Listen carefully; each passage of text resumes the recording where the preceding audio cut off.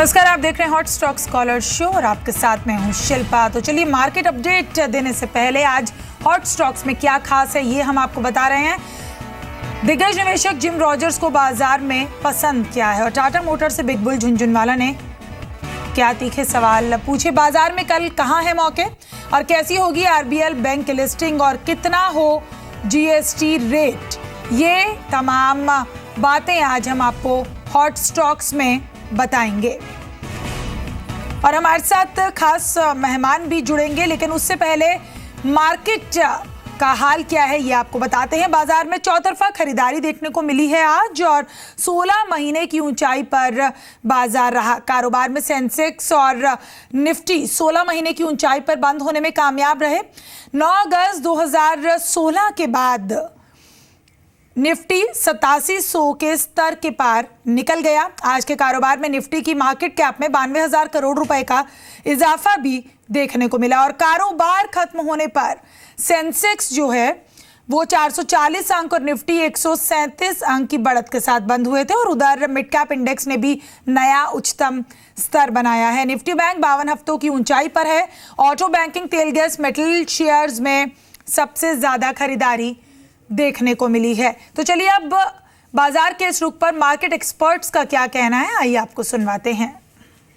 Indian markets भी impact होंगी Fed rate hike से। एंड फेड रेट हाइक में अगर आप पिछले 2 डेकेड्स में देखिए, जब भी फेड रेट हाइक हुई है तो ग्लोबल मार्केट्स में एक करेक्शन आई है। ये हम बस कह सकते हैं कि कई मार्केट्स में करेक्शन कम होगी और कई मार्केट्स में थोड़ी ज़्यादा हो सकती है। मुझे नहीं लगता कि इंटरनेशनल इश्यूज अनलेस कि बहुत बड़ा हो, कोई ब्लैक स्वान इशू हो, कोई बड़ा इम्पैक्ट बाजार पे आएगा। 25 बेसिस पॉइंट यूएस के इंक्रीज ऑफ इंटरेस्ट रेट तो काफ़ी हद तक डिस्काउंटेड है। अब वो सितंबर में आती है या दिसंबर में आती है और आगे भी पोस्टपोन होती है, देखने वाली बात है। मुझे ज़्यादा देखना है कि यूएस का जो नवंबर का इलेक्शन है उसमें कौन इलेक्ट होता है। मेरे हिसाब से बाजार का दिमाग ज़्यादा उस पर होना चाहिए, न कि 25 बेसिस पॉइंट पे। और हमारे साथ खास मेहमान Lovleesh Sharma, technical analyst Epic Research, इस वक्त जुड़ रहे हैं हॉट स्टॉक्स में। लवलीश, आपका बहुत स्वागत है। आज बाजार में चौतरफा खरीदारी देखने को मिली है, तो ये रुख कब तक यूं ही रह सकता है? निवेशकों के लिए क्या रहा है, कैसे देख रहे हैं? गुड इवनिंग जी। बिल्कुल, जिस तरह से बाइंग आई है कल के रिवर्सल पैटर्न के हिसाब से, मेरे ख्याल से it has been one sided rally.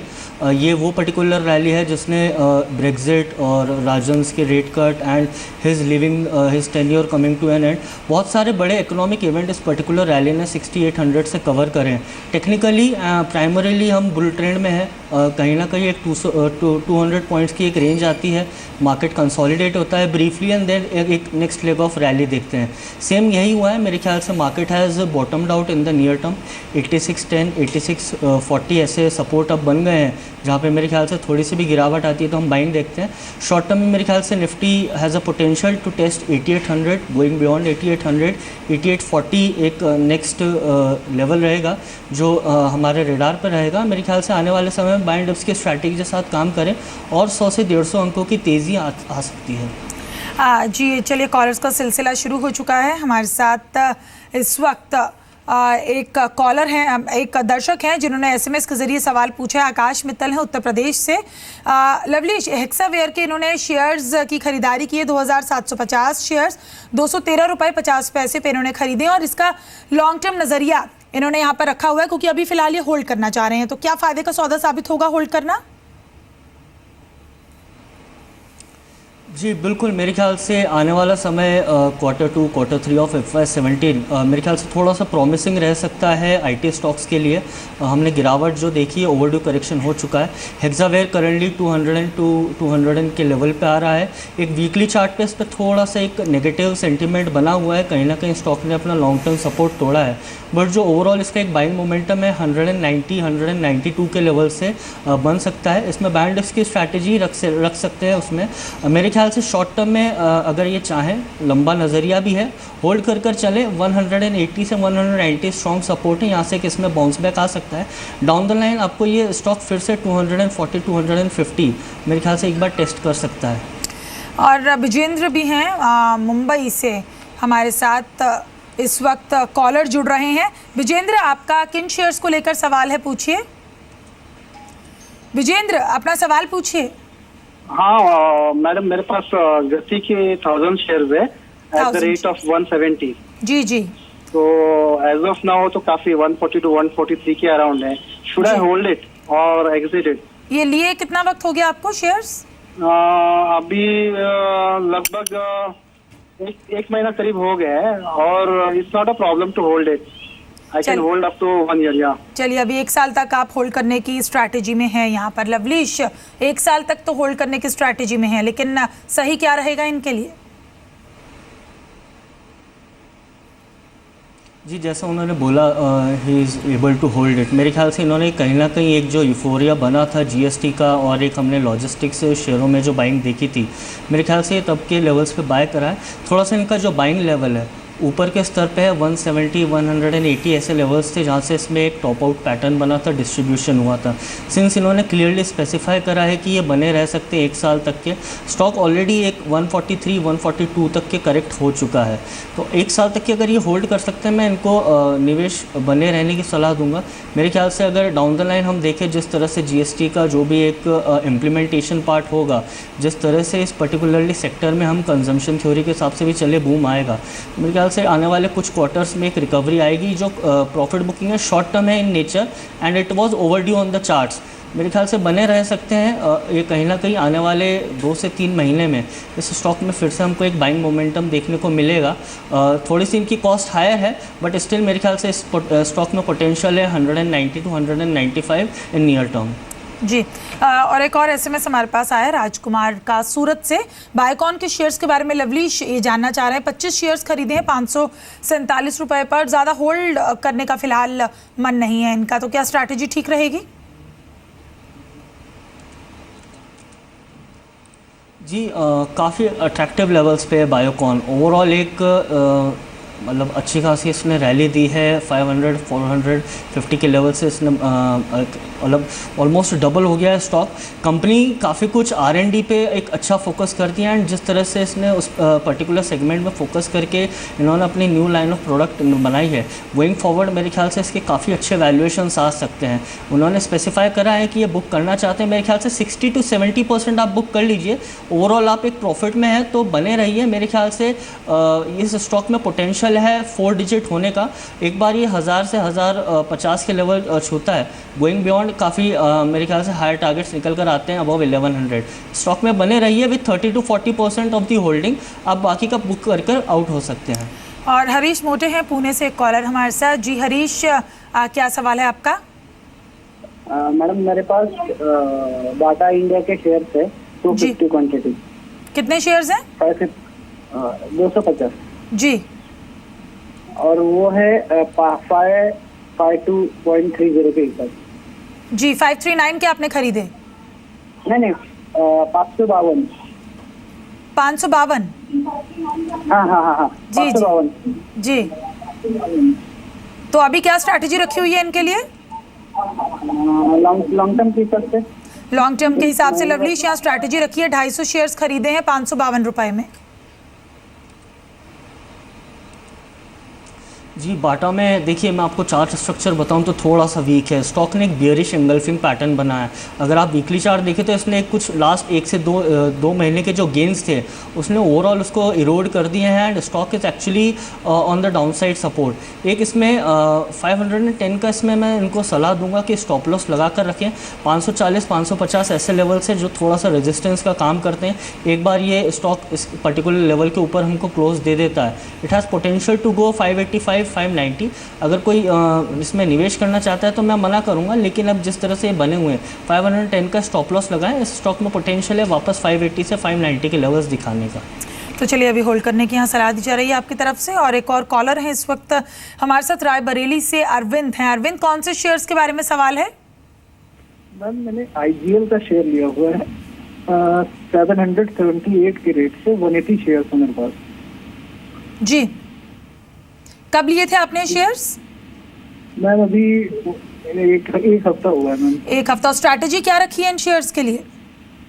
Ma'am strategy यही रखी है कि 800 या 820 तक।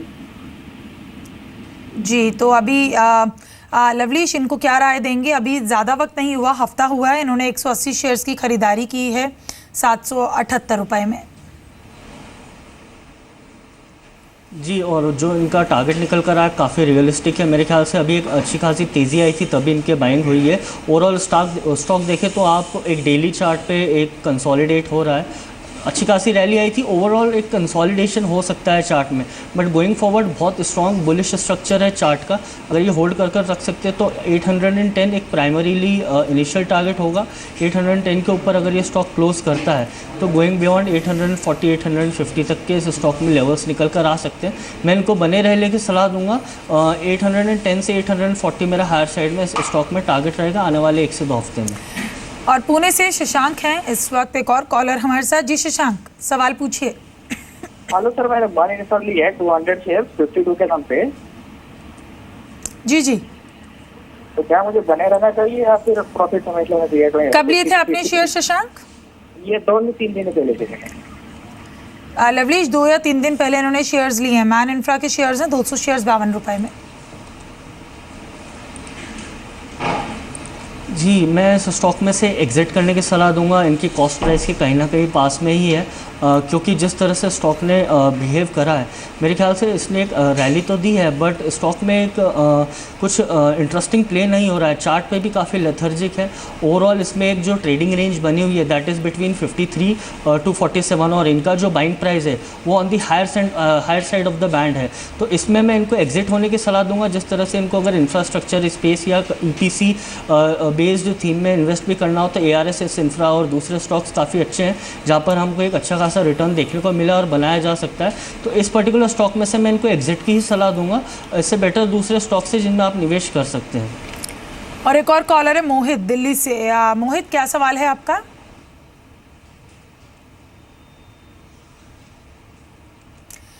मोहित, आप तक आवाज पहुंच रही है? मैम एक्चुअली में मेरे पास रुचि सोया के 300 शेयर पड़े हैं। 300 शेयर्स रुचि सोया जी, और मैंने ये लिए हैं 35 रुपीज पे। 35 रुपीज पर आपने रुचि सोया के 300 शेयर्स लिए हैं। एक शेयर और है मेरे पास जी रैमकी इंफ्रा है जी, और वो कितने शेयर्स हैं? वो 450 शेयर है मेरे पास। 79 रुपीज में लिया मैंने वो। 79 में कितने लिए हैं आपने वो शेयर्स? 450 शेयर्स आपने वो खरीदे हैं। स्ट्रैटेजी क्या रखी हुई है इन दोनों के लिए? मैम मेरी शॉर्ट टर्म की है, तो नेक्स्ट वीक तक या इस वीक तक होल्ड करने की। चलिए, नेक्स्ट वीक तक की यहाँ पर स्ट्रैटेजी है लवलीश इनकी। तो क्या अभी फिलहाल इससे ज़्यादा होल्ड करना चाहिए? नहीं, मेरे ख्याल से अगर रुचि सोया का हम ओवरऑल चार्ट देखें तो it has been beaten down. जिस तरह से कंपनी ने फंडामेंटली भी परफॉर्म करा है, इसके रेवेन्यूज़ कुछ ना कुछ 17% ईयर ऑन ईयर बेसिस पे डिक्लाइन हुए हैं। कंपनी ने एक हैवी लॉस पोस्ट करा है। प्लस मेरे को कुछ उसमें इंटरेस्टिंग प्ले इसलिए नहीं नज़र आ रहा क्योंकि ग्लोबल कमोडिटीज़ प्राइस की वजह से इसमें काफ़ी प्रेशर है। एंड जिस तरह से स्टॉक ने परफॉर्म करा है मेरे ख्याल से इट्स अ डेड स्टॉक। मेरे ख्याल से आप यहाँ से इस स्टॉक में एक 17.2 का अगर आप चाहें स्टॉप लॉस लगाएं, इसमें से एग्जिट होने की सलाह दूंगा।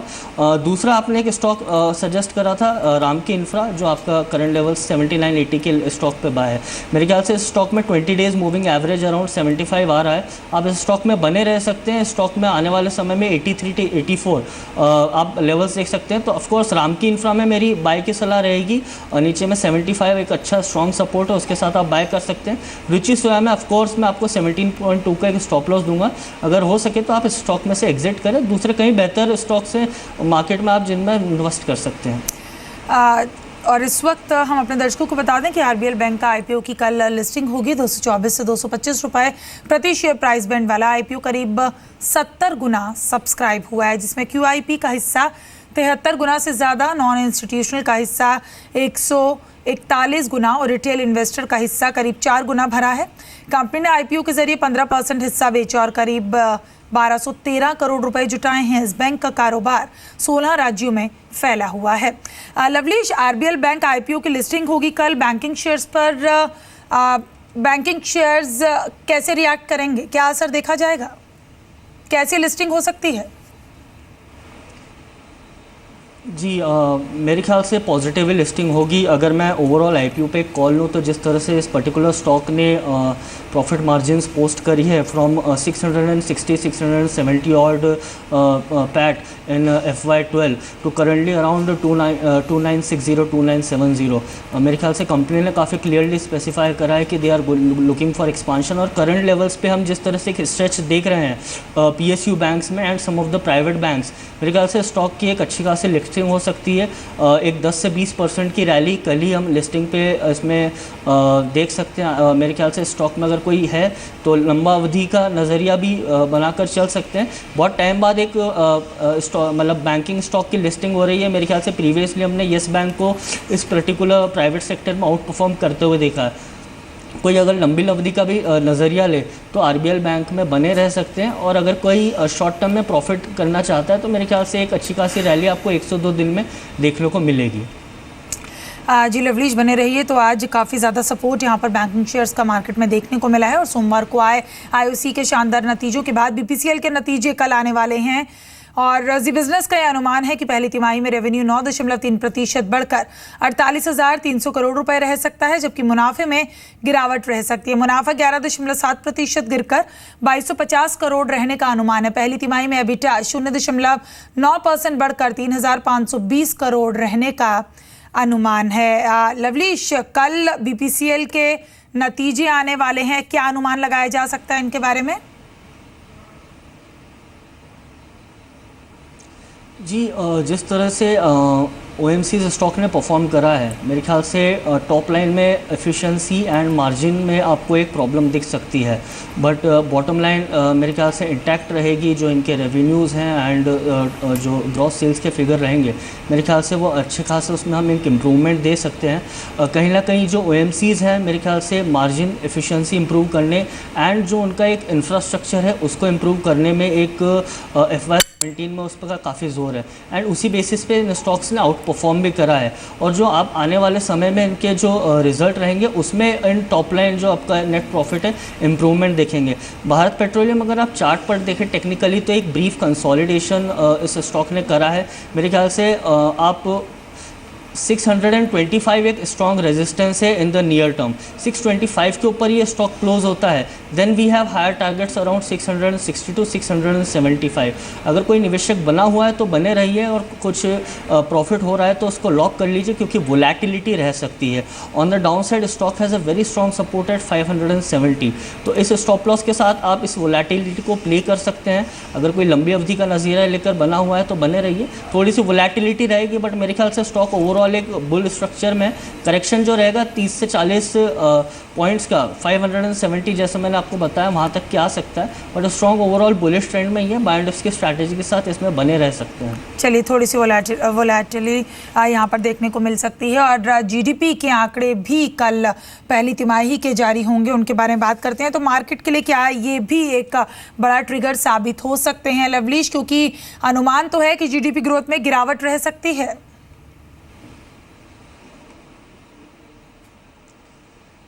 जी बिल्कुल, अगर आप ओवरऑल इंडिया का मार्केट कैप टू GDP देखें तो मेरे ख्याल से it's coming around 16 to 17 as compare to developed markets.